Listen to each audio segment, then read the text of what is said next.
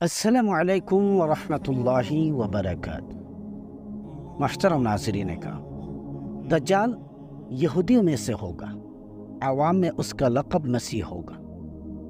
دائیں آنکھ میں پھلی ہوگی، گھنگردار بال ہوں گے، سواری میں ایک بہت بڑا گدھا استعمال کرے گا۔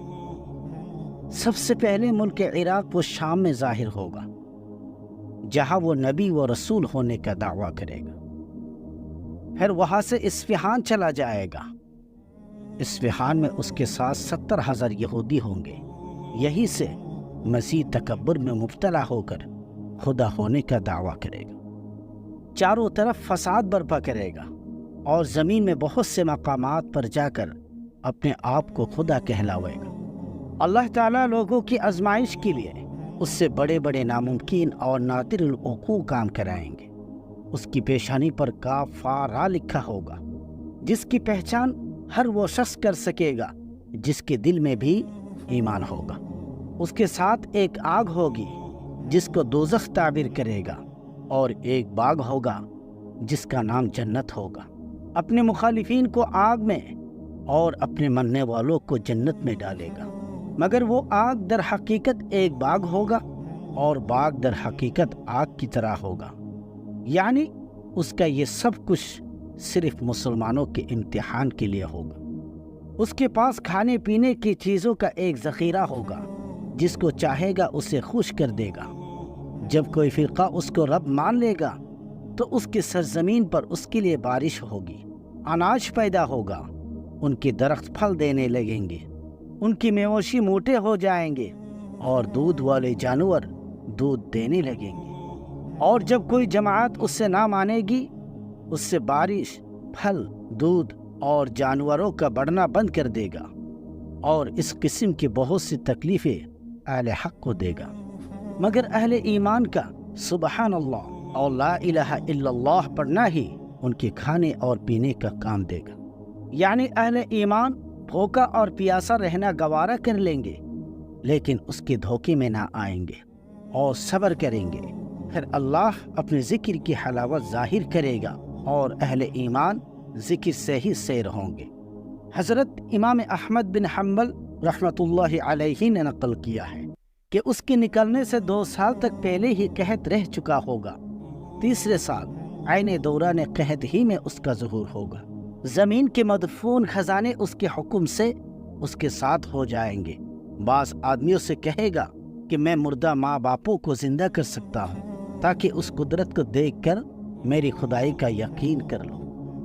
یعنی یہ کہہ کر شیاطین کو حکم دے گا کہ زمین سے ان کے ماں باپوں کی شکلیں بنا کر نکلو، تاکہ یہ مجھے خدا تسلیم کر لے۔ چنانچہ وہ ایسا ہی کرے گا، اور کتنے ہی لوگ اپنے ماں باپ کو سامنے پا کر اس کو سچا مان لیں گے اور گمراہ ہو جائیں گے۔ لیکن جن کی یقین اللہ کی ذات پر ہوگی، اس نے فرمایا ہے کہ یحیی و یمیت، وہ اللہ ہی زندہ کر سکتا ہے اور وہی مار سکتا ہے۔ فرمایا یوم نحشرہم جمیعا، ہم ہی انہیں قیامت کے دن زندہ کر کے جمع کریں گے۔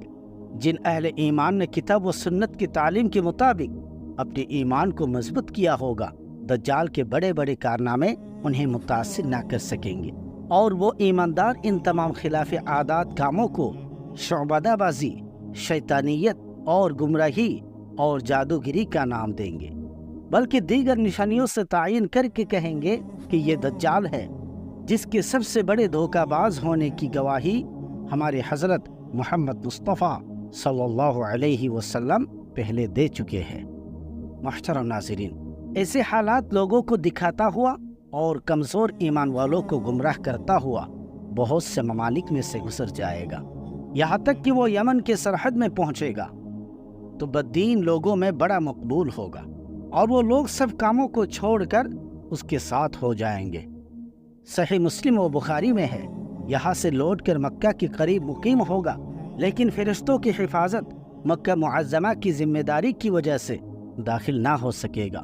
پھر وہاں سے مدینہ منورہ کا ارادہ کرے گا۔ صحیح بخاری میں ہے، اس وقت مدینہ کے 7 دروازے ہوں گے، ہر دروازے کی حفاظت کے لیے خداوند کریم 2 فرشتے فرمائے گا، جن کی ڈر سے دجال کی فوج اس شہر نبی علیہ السلام میں داخل نہ ہو سکے گی۔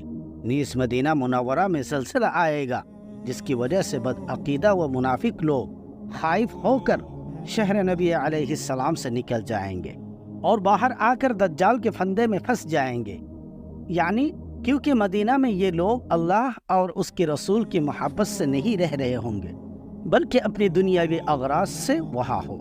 ان کو مدینہ اور صاحب مدینہ کی سنت اور محبت سے کوئی غرض نہ ہوگی، اس وجہ سے انہیں زلزلے کے ذریعے اس پاک سرزمین سے نکل دیا جائے گا، کیونکہ بہت سے انسان روپیہ پیسہ کمانے کی غرض سے وہاں رہتے ہیں، انہیں روضہ رسول صلی اللہ علیہ وسلم پر سلام تک نصیب نہیں ہوتا۔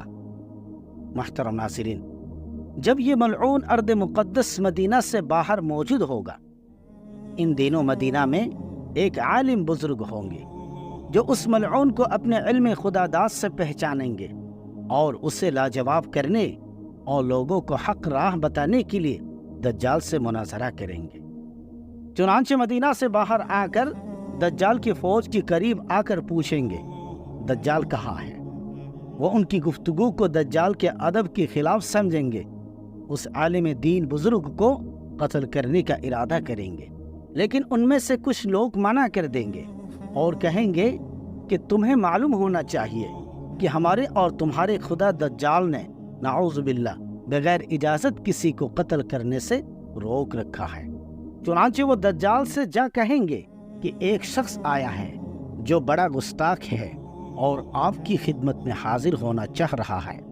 دجال ان بزرگ عالم کو اپنے پاس بلائے گا۔ جب وہ بزرگ دجال کے چہرے کو دیکھیں گے تو فرمائیں گے میں نے تجھے پہچان لیا، تو وہی دجال ملعون ہے جس کی پیغمبر خدا صلی اللہ علیہ وسلم نے خبر دی تھی اور تیری گمراہی کی حقیقت بیان فرمائی تھی۔ دجال غصے میں آ کر کہے گا اس کو آرے سے چیر دو۔ یہ سن کر اس کے ماننے والے اٹھیں گے اور اسی بزرگ کو دو ٹکڑے کر ڈالیں گے اور عبرت کے لیے دائیں بائیں ڈال دیں گے۔ پھر خود دجال ان دونوں ٹکڑوں کے درمیان سے نکل کر لوگوں سے کہے گا اگر اب میں اس مردے کو زندہ کر دوں تو کیا تم میری خدائی کو تسلیم کر لو گے؟ وہ کہیں گے ہم تو پہلے ہی آپ کے خدا ہونے کو مانتے ہیں اور کسی قسم کا شک و شبہ دل میں نہیں رکھتے۔ ہاں اگر آپ اسے ہمارے سامنے زندہ کر دے اور ایسا ہو جائے تو ہم کو مزید اطمینان ہو جائے گا۔ پھر وہ ان دونوں ٹکڑوں کو اکٹھا کر کے زندہ ہونے کا حکم دے گا۔ چنانچہ وہ خدا قدوس کی حکمت اور ارادے سے زندہ ہو کر کہے گا اب تو مجھے پورا یقین ہو گیا ہے کہ تو وہی مردود دجال ہے کہ جس کی لعنتی ہونے کی خبر پیغمبر خدا صلی اللہ علیہ وسلم نے دی تھی۔ دجال جھنجھلا کر معتقدین کو حکم دے گا کہ اس کو ذبح کر دو۔ یہ سن کر اس کی مریدین آپ کی گردن پر چھری پھیریں گے مگر اس سے انہیں کوئی تکلیف نہ پہنچے گی۔ دجال شرمندہ ہو کر انہیں اپنی خود ساختہ دوزخ میں ڈالے گا، مگر حضرت ابراہیم علیہ السلام کے معجزے کی طرح وہ آگ ان پر ٹھنڈی اور سلامتی والی ہو جائے گی۔ اس کے بعد دجال سے یہ طاقت چھین لی جائے گی اور کسی مردے کو زندہ نہ کر سکے گا اور یہاں سے ذلیل و رسوا ہو کر ملک شام کو روانہ ہو جائے گا۔ اس کے دمشق پہنچنے سے پہلے حضرت مہدی رضی اللہ تعالی عنہ دمشق پہنچ چکے ہوں گے اور دجال کی فتنے کو مٹانے کے لیے جنگ کی پوری تیاری اور ترتیب طے کر چکے ہوں گے۔ حضرت امام مہدی رضی اللہ تعالی عنہ جنگ کی تیاری کے لیے فوج کو ہدایت دے رہے ہوں گے کہ حضرت عیسیٰ علیہ السلام دو فرشتوں کے کاندھوں پر ہاتھ رکھ کر آسمان سے دمشق کے جامع مسجد میں مسجد کے مینارے پر جلوہ افروز ہو کر آواز دیں گے کہ سلم، یعنی سیڑھی لے آؤ۔ سیڑھی حاضر کر دیے جائیں گے، آپ اس کے ذریعے اتر کر امام مہدی رضی اللہ تعالی عنہ سے ملاقات کریں گے۔ صحیح مسلم کی روایت ہے کہ حضرت امام مہدی رضی اللہ تعالی عنہ حضرت عیسیٰ علیہ السلام سے بڑے تواضع اور اچھے اخلاق سے پیش آئیں گے اور عرض کریں گے یا نبی اللہ امامت کیجیے۔ حضرت عیسیٰ علیہ السلام ارشاد فرمائیں گے امامت تم ہی کرو اس لیے کہ تم میں سے بعض دوسروں کے لیے امام ہے، اور اے امت محمدیہ یہ امامت کی عزت اللہ تعالیٰ نے تمہیں ہی بخش دی ہے۔ پھر امام مہدی رضی اللہ تعالی عنہ نماز پڑھائیں گے اور حضرت عیسیٰ علیہ السلام ان کے مقتدی بن کر نماز ادا کریں گے۔ نماز سے فارغ ہو کر حضرت امام مہدی رضی اللہ تعالی عنہ حضرت عیسیٰ علیہ السلام سے عرض کریں گے، اے نبی اللہ، اب لشکر کا انتظام آپ کی سپرد ہے، جس طرح چاہے اس فریضہ کو انجام دے۔